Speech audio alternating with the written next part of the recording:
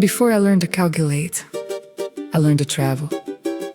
Energy left the power plant, passed through the wires, crossed cities, reached homes. But energy alone was just force. It could light up a room, it could move machines. But it didn't know how to count. I existed long before any machine. I was in the fingers of man, counting stones, and the marks made to keep numbers, and the symbols written to defeat forgetting.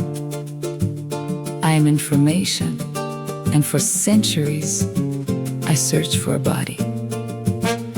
In 1642, Pascal gave me my first mechanical body. In 1703, Leibniz taught me to speak in zeros and ones. In 1837, Babbage drew the house where I would live. In 1843, Ada Lovelace wrote the first algorithm for a machine that did not yet exist. In 1854, Boole taught me to reason. In 1936, Turing defined what calculating truly means. In 1945, von Neumann gave me the architecture that every computer in the world still uses today. In 1948, in Manchester, a small machine ran the first program stored in its own memory.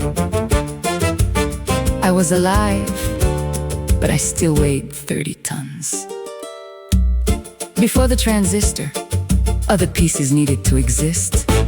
In 1745, von Kleist discovered how to store electric charge. In 1827, Ohm discovered how to control the current. In 1874, Braun saw the current pass in only one direction.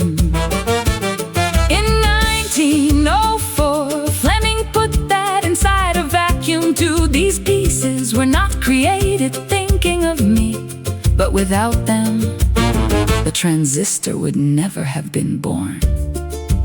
In December of 1947, at Bell Labs in New Jersey, Shockley, Bardeen, and Brattain created the transistor. It was born for telephony, but I absorbed it as my own. Paul Eisler gave me an organized base, the printed circuit board. Gilby, Harney, and Noyce placed everything on a single chip. Hoff and Fagan placed that chip on a piece of silicon the size of a fingernail. 2,300 transistors, November 1971. And then came the question that changed everything. How to make this cost little enough for an ordinary person to have me at home. In January of 1975, the Altair 8800 appeared on the cover of a hobbyist magazine. In 1977, the Apple II arrived. I began to enter the homes of people. This is the series How I Learned to Calculate. 335 years of history, from 1642 to 1977.